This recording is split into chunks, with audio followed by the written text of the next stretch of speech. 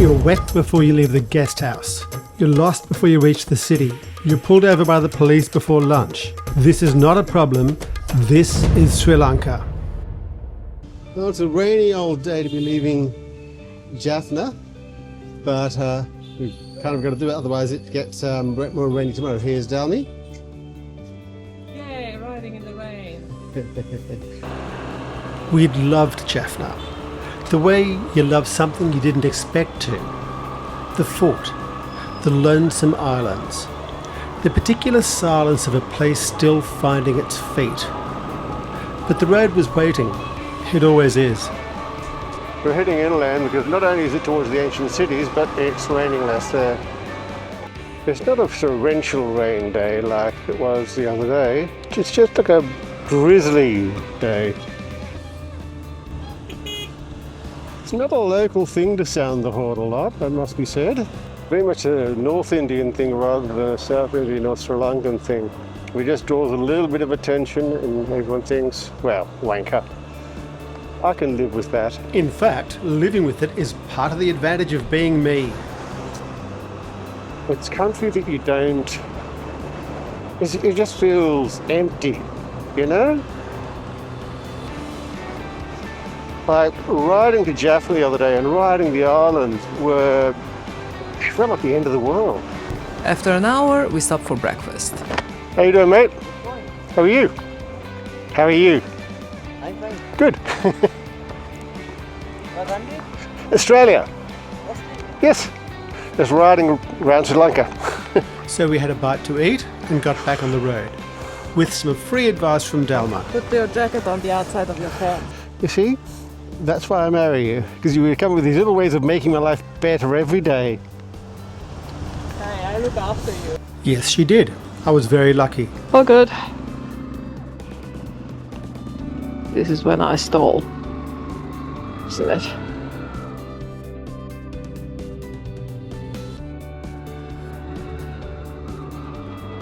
And cows. Now we are starting across a very, very big stretch of water. Not sure which way you're going, darling. Wildlife aside, it wasn't long before we were skating across the water like a zipper drawn across the skin of the sea. It's good to be out riding with Dalma. If I go down a hole or hit something and fall off the bike, I can warn her not to do it.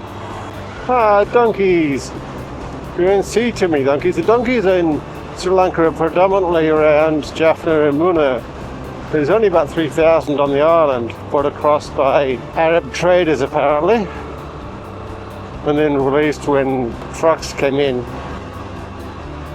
And the thing about these videos, it's weird having an insight into your wife's thoughts.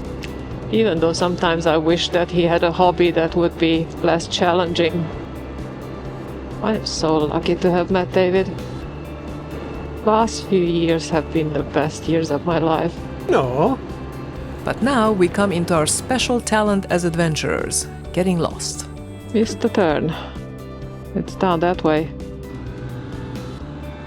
Gonna duck walk it. That's how bad I am at corners.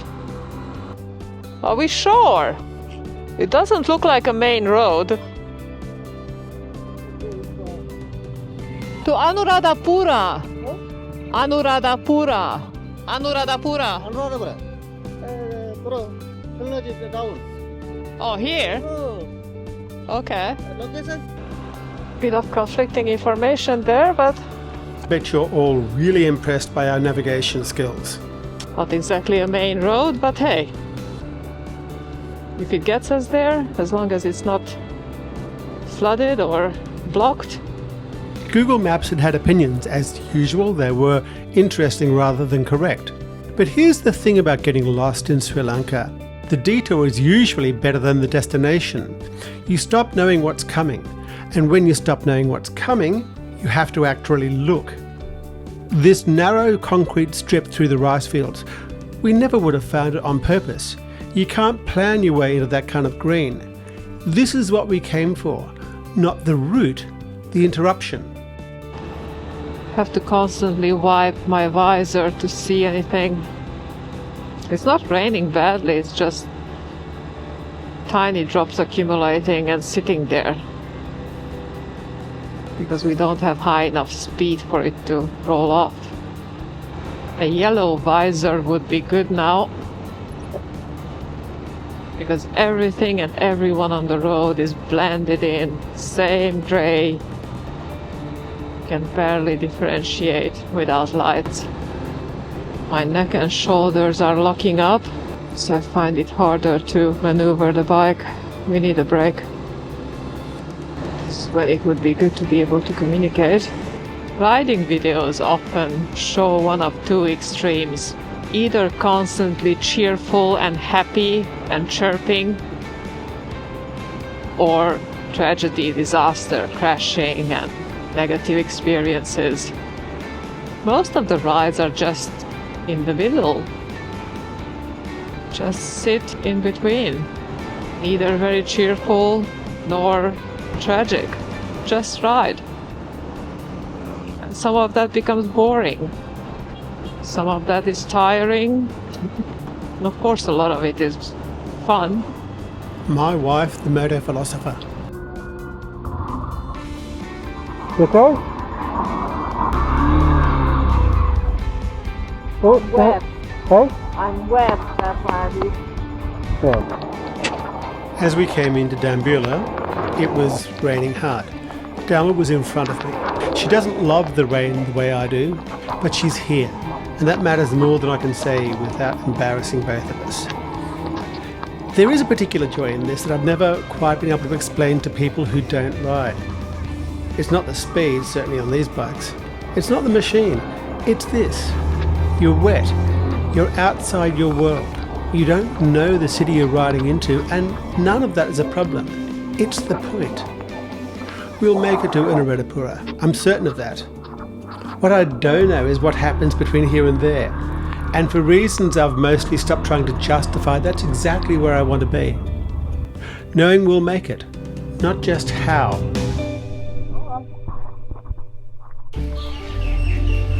Anuradhapura isn't a ruin you visit. It's a ruin you negotiate with. Buddhist pilgrims moving between stupas. Tourists following guides. The heat making philosophy feel theoretical. You spend the morning walking through 2,300 years trying to figure out what you're actually here to see.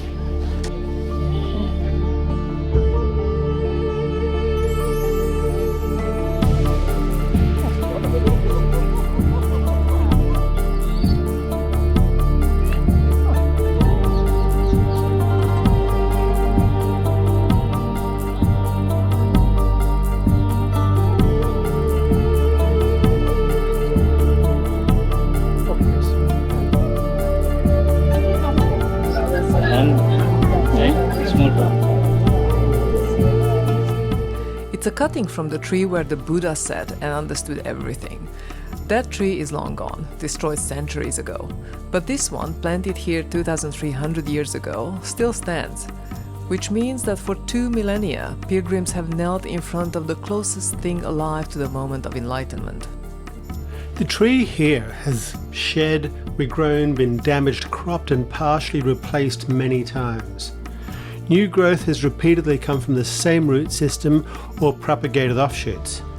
The various parts, the history of the protective walls, the railings, the terraces were built specifically to keep it alive. Think of it as continuous gardening, not preservation in ember. We kept walking through stupas built over 2,300 years, some old, some newer. The pattern was becoming clear. Anuradhapura isn't a ruin you preserve. It's one you keep alive. We stumbled onto Isaramunia by accident, a temple carved into the rock, older and more significant than we'd realised. Standing in front of it, the weight of that landed differently than if we'd planned the visit.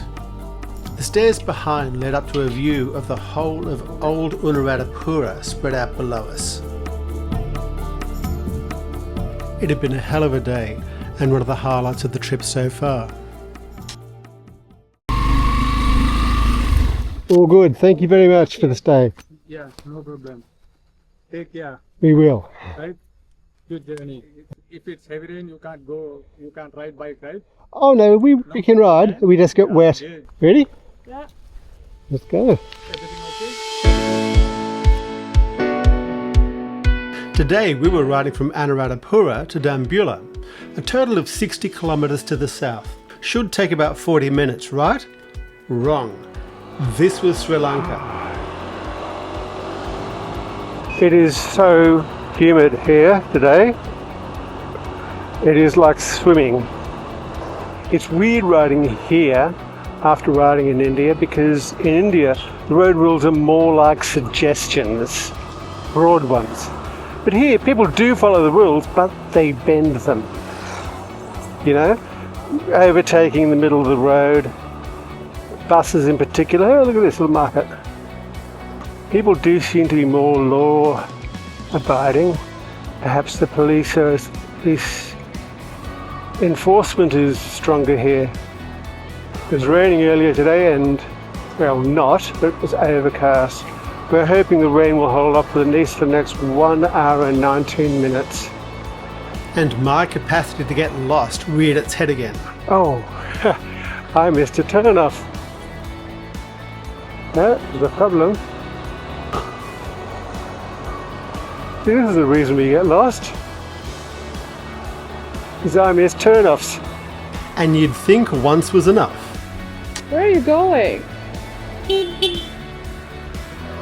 I don't know what map you're following, man. Yeah, look, I may get lost a bit, but at least it wasn't raining.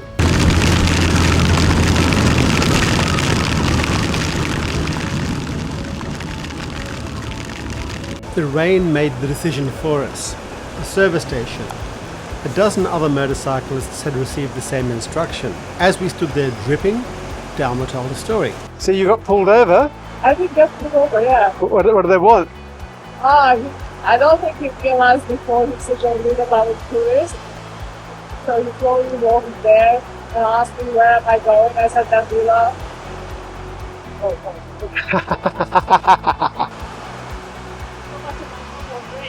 Sorry? So much about no more rain. So much about no more rain indeed. It was still raining when we got to Dambulla. Google Maps, out of spite, sent us up a mud track that had no business existing. This is not the way to go. There's no way this can be where it is. Yeah. If you look at the map, could be there.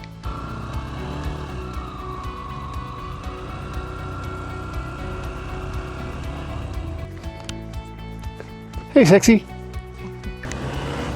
We were now officially lost. Google Maps had no idea where the hotel was. We were running on guesswork. It had to be close, it just had to. Threading through traffic in the kind of rain that makes everything both worse and somehow better. There's something about this. Soaked, disoriented, no plan. Most people would call this a problem. I'd call it the opposite of being numb. You're not scrolling, you're not optimizing, you're just here, fully, uncomfortably, gloriously here. And then, bummer, our hotel appeared on the right. Wow, crazy. We made it. There was one more thing we had to do before leaving for the East Coast. Something Dharma had been quietly dreaming about since before we left. We were going to climb Sigiriya.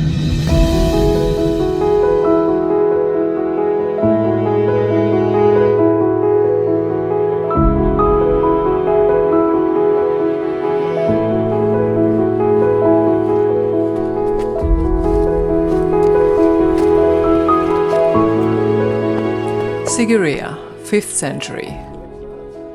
A king named Kassapa decided the best place to build his palace was the top of a volcanic rock plug rising 200 meters out of the jungle. Not the side, not the base, the top. The fortress lasted 18 years. Kassapa eventually came down to face his brother in battle and lost. The monks moved back in, the jungle took the rest.